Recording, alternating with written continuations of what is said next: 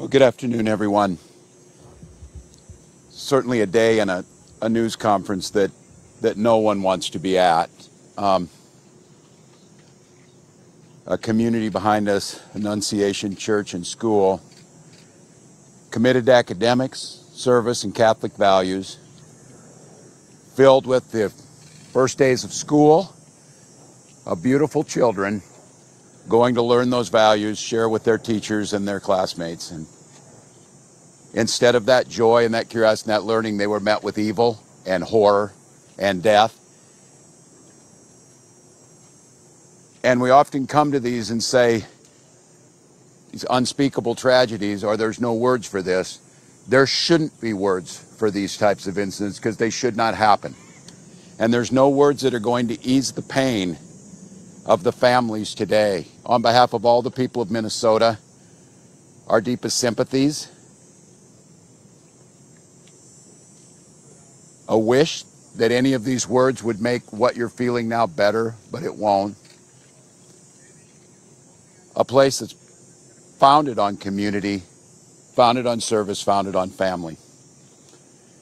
I'd like to give special thank you to the mayor and the team in Minneapolis, the Minneapolis Police Department, Hennepin County Sheriff's Office, Minnesota State Patrol, the BCA, so many agencies, our federal partners in the FBI, the first responders, and the heroic work that's happening now as we speak at multiple medical locations, including Hennepin County Medical Center, where most of our children were transported to receive the life-saving care. The thoughts and prayers and the hopes and the support that we need to give them in this moment too is critical. Speaking with all the people here and grateful to our federal partners, Senator Klobuchar speaking early this morning and receiving a call from President Trump, who was with his leadership team of the Attorney General and the Vice President, expressing their deep condolences amongst the horror that happened and an offer to provide the support to the folks here in Minnesota of what's needed. So there's a lot of cameras here, and unfortunately we have been through these types of things. They will be gone at some point. All of you, you have to do your jobs. But what happened here today will not be gone. Minnesotans will not step away. We'll stand with this community. We'll redouble ourselves to do the best we can to understand what we can do to prevent any parent from having to receive the calls they received today, from any school dedicated to children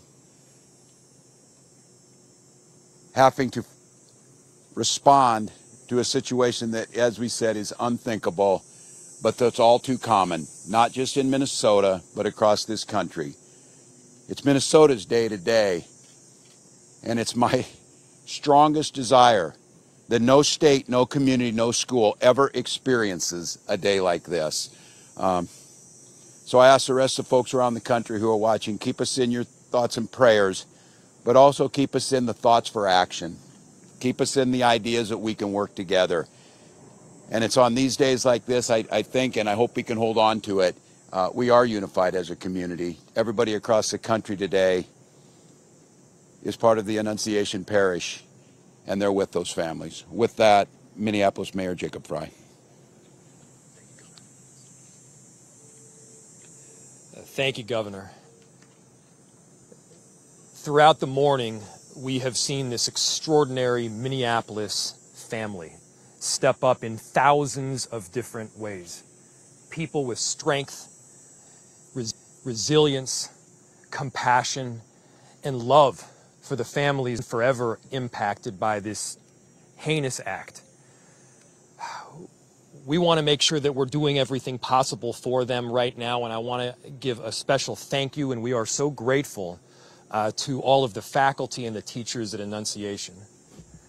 The way that they acted during severe threat and danger was nothing short of heroic. This is a tragic and horrible event that should never occur, and it would have been all the more tragic and horrible had they not stepped in, at times perhaps put themselves in danger to protect others. As horrible as this has been, it could have been far worse. I'm grateful for our law enforcement partners, our police officers in the Minneapolis Police Department and other law enforcement agencies well beyond that step up, that answered the call to make sure that they were running towards danger when so many of the rest of us would have run in the other direction. Thank you. We are so appreciative of your service. To Principal DeBoer and your whole team, the ethic that you have showed, the love that you've shown, it's flat out incredible. And at the same time, look, we need to be doing more than talking. It can't just be words. There needs to be action. And when we have seen school shooting after school shooting, when we have seen churches get shot up by horrible actors, I think the impetus has to be on all of us as leaders to do a whole lot more, to recognize that we've got more guns in this country than we have people. And it's on all of us to recognize the truth and the reality that we can't just say that this shouldn't happen again and then allow it to happen again and again beyond that. It's on all of us. And I have heard about a whole lot of hate that's being directed at our trans community. Anybody who is using this as an opportunity to villainize our trans community or any other community out there has lost their sense of common humanity. We should not be operating out of a place of hate for anyone. We should be operating from a place of love for our kids. Kids died today. This needs to be about them. This needs to be wrapping our arms around these families with every bit of love that we can possibly show. And I know that our Minneapolis family and well beyond is prepared to do exactly that. And so my message to everyone out there is, again, these families are experiencing some acute pain right now. But don't just think of these as somebody else's kids. Think of your own. Let's make sure that we're acting now to not just say it's never happening again, but ensure it doesn't. Our chief of police, who's been working tirelessly throughout the day, along with, again, a number of different law enforcement agencies, investigators, federal partners, state partners. Thank you, Senator Klobuchar, for being here. Been working tirelessly, and I'd like to invite him up to give some more of the details that have come up. Chief. My name is Brian O'Hara, B-R-I-A-N, O''H-A-R-A. I am the Minneapolis Police Chief. Good afternoon, and thank you all for your patience as we continue to gather the facts in this investigation into this truly unthinkable tragedy that happened here earlier today.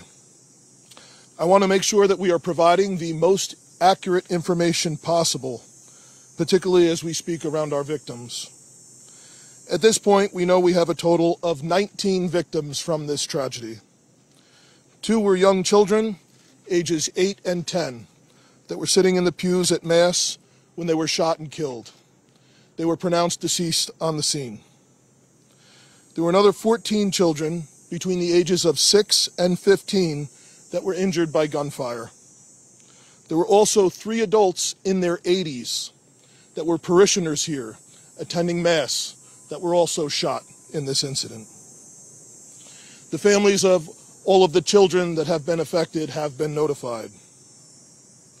The coward that shot these victims took his own life in the rear of the church. That coward has been identified as 23-year-old Robin Westman. No prior criminal history. As to the weapons used to perpetrate this horrific attack, there was a rifle, a shotgun, and a pistol. All 3 had been lawfully purchased by the shooter. At this stage, we believe that the shooter had acted alone.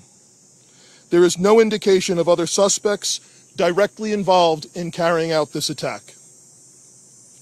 Our investigators are working with other agencies in the process of executing 4 search warrants. One is for the church itself, where this crime occurred.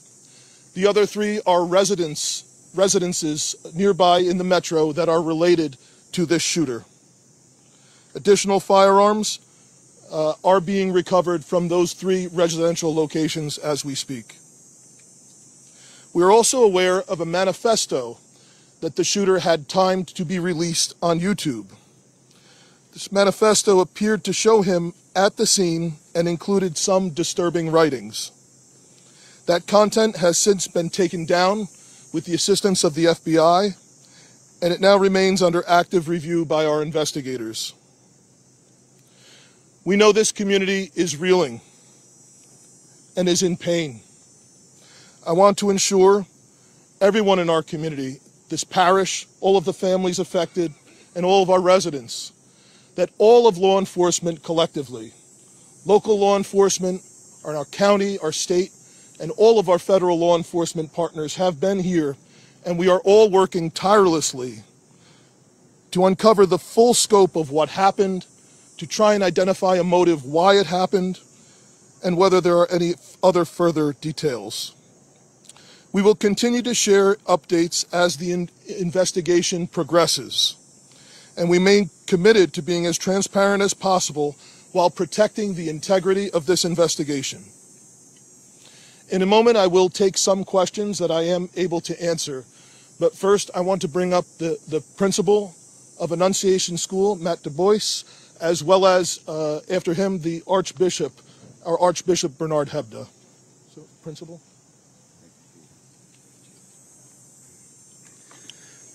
Good afternoon, everyone. To any of our students and families and staff watching right now, I love you. You're so brave, and I'm so sorry this happened to us today. Within seconds of this situation beginning, our teachers were heroes. Children were ducked down. Adults were protecting children. Older children were protecting younger children. And as we heard earlier, it could have been significantly worse without their heroic action.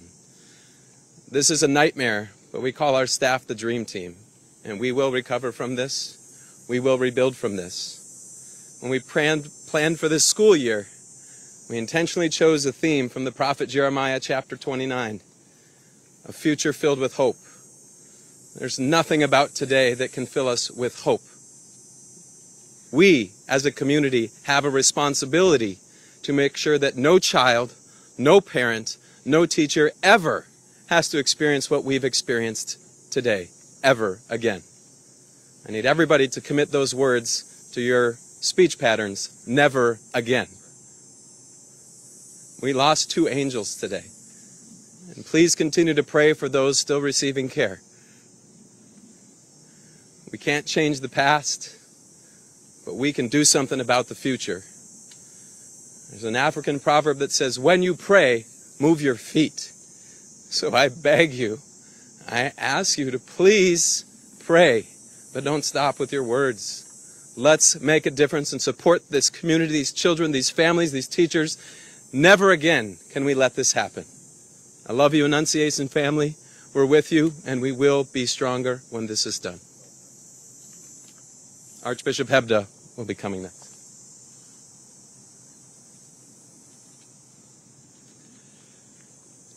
Thank you, Principal DeBoer.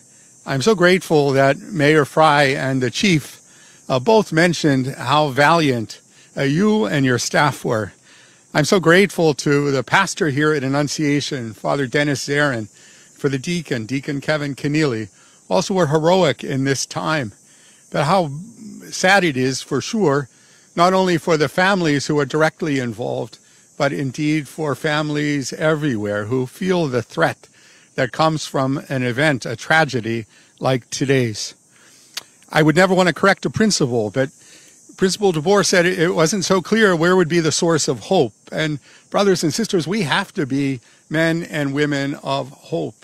Already today, I've been receiving messages from all over our country promising prayers. And I think it's the prayers of the feet as well, Principal. That is, for me, is a source of hope, just as we see families stepping forward to help those who have been impacted by this terrible tragedy. Very grateful that Principal DeBoer spoke about prayer. Certainly that the bell in a Catholic church is always a call to prayer, and so it's a reminder for us for sure to be praying. And we have to recognize that it's through prayer and through that prayer of the feet, through that action, that we can indeed make a difference. That has to be the source of our hope. I was particularly pleased today to receive a message from Pope Leo. If you'd bear with me, I'd like to share that with you. It comes directly from Cardinal Pietro Parolin, who's the Secretary of State, and it reads like this. His Holiness Pope Leo XIV was profoundly saddened to learn of the loss of life and injuries following the shooting that took place at Annunciation Church in Minneapolis. And he sends his heartfelt condolences and the assurance of spiritual closeness to all those affected by this terrible tragedy, especially the families now grieving the loss of a child, while commending the souls of the deceased children to the love of Almighty God. His Holiness prays for the wounded as well as the first responders, medical personnel, and clergy who are caring for them and their loved ones. At this extremely difficult time, the Holy Father imparts to the Annunciation Catholic school community, the Archdiocese of St. Paul and Minneapolis, and the people of the greater Twin Cities metropolitan area his apostolic blessing as a pledge of peace, fortitude, and consolation in the Lord Jesus. My brothers and sisters, that gives me some hope. We know that the Holy Father, Pope Leo, did his hospital training right here in Minneapolis, so he knows our community, and he's been reminding anybody visiting from Minnesota that he spent some time here. We're very grateful for his blessing, but I, like those who have spoken before, ask that you would continue to look for those ways of supporting those who have been impacted today, not only with your prayers, but also with your action. Thank you. And Chief, I now turn this back to you for your questions.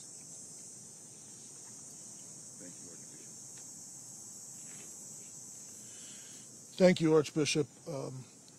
As I mentioned, obviously the investigation continues in its preliminary stages. I will take some questions now, and additionally, we will let you know when we can provide some updated information. How are the injured students doing? What are their conditions at this point? The question from Matt was, how are the injured students doing? I believe all of them have their parents with them now, and they are all expected to survive. All of the remaining victims are expected to survive. There is a range of injuries, however. Chief, you said the weapons were acquired legally. Do we know when Yes. and where they were acquired? I can tell you they were purchased recently. Chief, can you tell us anything more about a possible motive here? We've also heard reports that the suspected shooter's mother was employed here at some point. Can you confirm that as well? Okay. So the question was on a possible motive and a relationship to the church or to the school. I have no information to share on a motive other than saying again that there was some sort of manifesto that was timed to come out on YouTube. It's been taken down, and our investigators are going through that to try and develop a motive from that. Additionally, there are these 3 search warrants happening in residential locations, and we may very well, find more information or writings that could give some sense to that, but we don't have that now. And I cannot confirm a relationship between the suspect or his family and this church at this time, but that's obviously something we're looking very closely at. Can you confirm at this point whether it was in fact by the suspect, or you believe at this point that it is in fact from him? And second question. What was by the suspect? I'm sorry. Manifesto that you've been talking about. Yep. So the question was about the manifesto. We do believe it was by the suspect, yes. And we understand that we've seen some documents about the name change that somebody with the same name as the suspect has filed for a few years ago. Yep. Do you believe this to be the same person, that Robin Westman was in fact born with a different name at this point? And can you speak a little bit more about the identity? Yep. So the question was about the suspect, and he had a name change at some point in the past. I cannot confirm that other than confirming the identity, the name that I gave you, the age. That is the suspect. That's the person that we believe has caused this. Chief, you mentioned these videos posted on YouTube, seemingly scheduled to be posted right after the shooting. Is there any anything that the suspect posted days prior, months prior, that could shed any light on their mindset? Yep. So the question was, we mentioned that the YouTube videos were scheduled to be posted. Is there anything else in social media that may shed some light into this?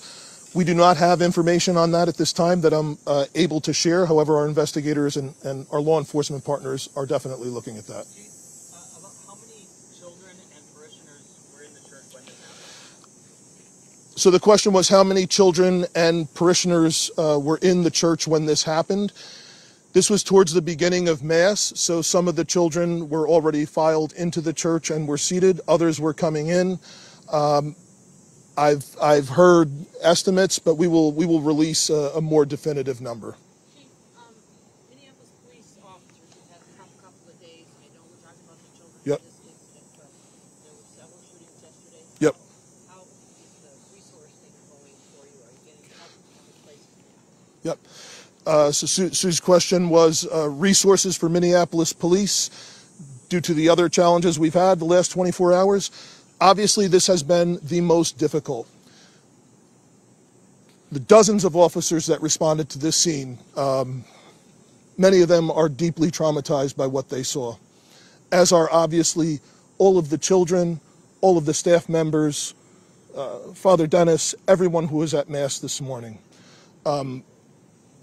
So obviously that has been our number one priority, is to care for the health and wellness of the officers that responded here. Additionally, obviously, we have responded to other challenging situations and other acts of violence. I can say, in regard to the shooting that happened outside of the high school yesterday, we have arrested 2 people for assisting in that shooting. We have not gotten the shooter yet, but we believe we have 2 people under arrest that were present with the shooter when that happened, and we're making significant progress. There was an additional arrest at a homicide last night that happened on the 2700 block of 3rd Avenue South.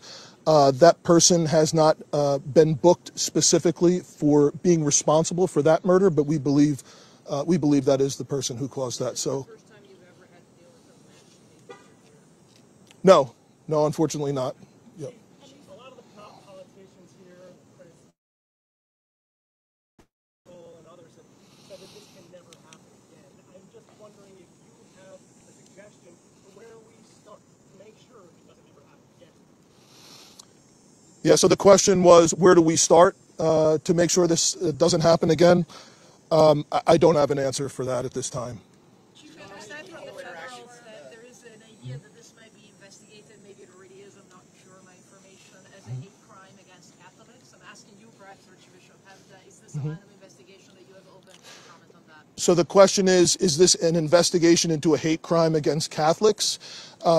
We don't have a motive at this time. Obviously, we're open to any possibilities at all, but we don't have a motive or anything to suggest Do you that. know if there is any more safety, any more protective measures that are implemented at other Catholic schools throughout the Twin Cities or churches? I'm sure there are masses going around right now this afternoon. Yeah. It's just a week out from, or a few days before the start of school. Yeah. So the question is the concern for other churches, other schools around the metro. Unfortunately, this is something that our community has been dealing with for some time. The threat of active shooters, the threat of hate crimes at houses of worship, unfortunately, is not something new here.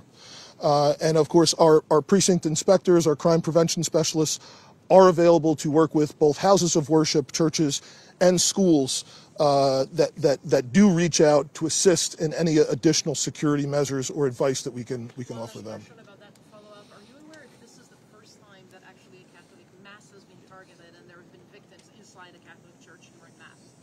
In the Twin Cities, not in the Twin Cities? I'm unaware of any other. Yeah, from the the question was, is this the first time that there's been attack of Catholics at Mass in the Twin Cities area? The Archbishop is unaware of any other attack. Saying that this is being investigated as domestic terrorism. Are you also tracking this? The question was, is it being investigated by the FBI? The FBI director saying this is domestic terrorism.